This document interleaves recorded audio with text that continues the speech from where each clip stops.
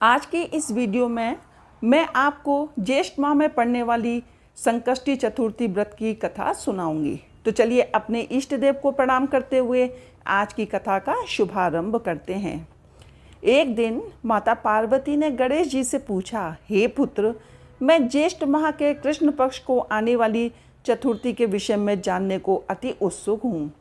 क्या तुम मुझे उस चतुर्थी को किस नाम से जाना जाता है वो बताओगे? उस चतुर्थी पर व्रत करने का क्या विधान है और उसकी क्या कथा है, वह भी मुझे आप बताओ। माता पार्वती की बात सुन भगवान श्री गणेश जी बोले, हे माता, ज्येष्ठ माह के कृष्ण पक्ष को आने वाली चतुर्थी को एकदंत संकष्टी चतुर्थी के नाम से पुकारा जाता है। इस व्रत का अनुष्ठान जो भी मनुष्य पूर्ण श्रद्धा भाव से करता है, उसकी सभी मनोकामनाएं सिद्ध हो जाती हैं।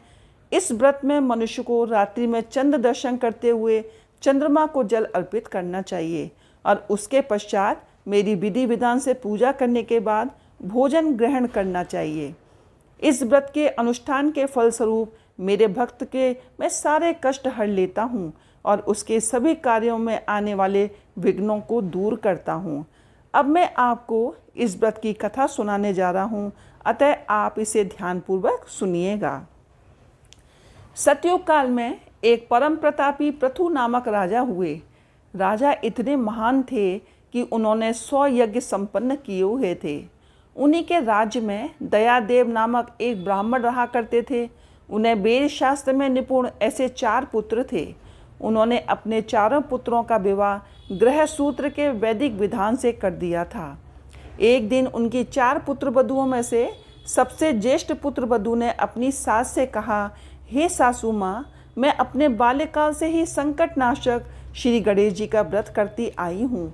मैंने अपने पितृगृह में ही इस पुण्यदायक व्रत का अनुष्ठान किया था। अतः हे कल्याणी, आप मुझे इस शुभ फलदायक व्रत का अनुष्ठान करने की अनुमति प्रदान करें।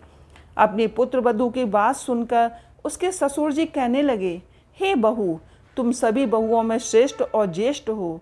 तुम्हें यहाँ किसी प्रकार का कष्ट नहीं है और ना ही तुम भिक्षुणी हो। अतः तुम ऐसी स्थिति में किस कारण से व्रत अनुष्ठान करना चाहती हो? हे सौभाग्यवती, यह समय तुम्हारे उपभोग का है। ये गणेश जी कौन है? फिर तुम्हें और करना ही क्या है? अपने ससुर के आग्रह से पुत्र वधू ने श्री गणेश के संकटनाशक व्रत का त्याग किया और अपने घर संसार में लीन हो गई। कुछ समय पश्चात ज्येष्ठ वधू गर्भिणी हुई और 10 माह के बाद उसे एक पुत्र रत्न की प्राप्ति हुई। उसकी सास उसे बारंबार व्रत करने से रोकती रही और उसके व्रत अनुष्ठान में बाधा उत्पन्न करने लगी।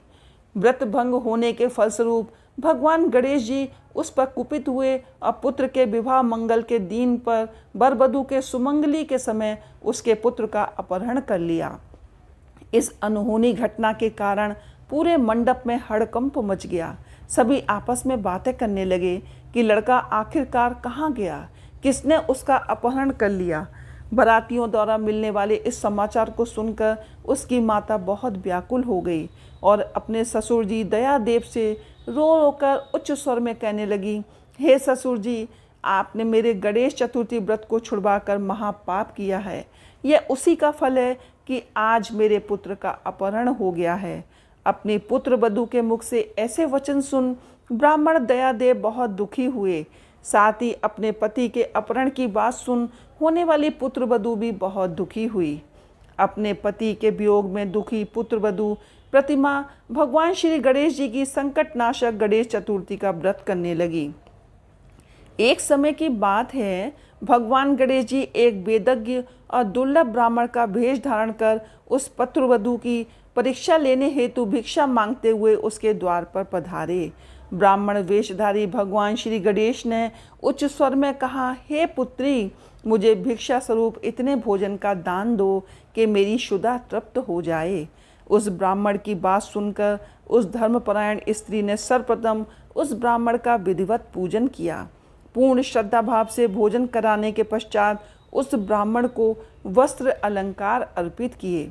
कन्या की सेवा से संतुष्ट होकर ब्राह्मण ने उच्च स्वर में कहा, हे कल्याणी, मैं तुम्हारे सेवा भाव से अत्यंत प्रसन्न हूँ। अब तुम अपनी इच्छा के अनुकूल मुझसे वरदान प्राप्त कर सकती हो। मैं ब्राह्मण वेशधारी गणेश हूँ और तुम्हारी परीक्षा लेने हेतु यहाँ आया हूँ। ब्राह्मण की बात सुन कन्या तुरंत नतमस्तक होकर उनसे निवेदन करने लगी, हे विघ्नेश्वर, यदि आप मेरी सेवा से प्रसन्न हैं तो मुझे मेरे पति के दर्शन करवा दीजिए। कन्या की याचना सुनकर गणेश जी ने कहा, हे मधुर भाषिनी, जैसा तुम चाहती हो वही होगा, तुम्हारा पति तुम्हें अवश्य मिलेगा। कन्या को इस प्रकार मनोवांछित वर प्रदान कर भगवान गणेश जी अंतर ध्यान हो गए। कुछ ही समय पश्चात कन्या का पति पुनः अपने घर वापस आ गया। यह देख सभी बहुत प्रसन्न हुए। सभी स्वजनों की उपस्थिति में विवाह कार्य विधि विधान से संपन्न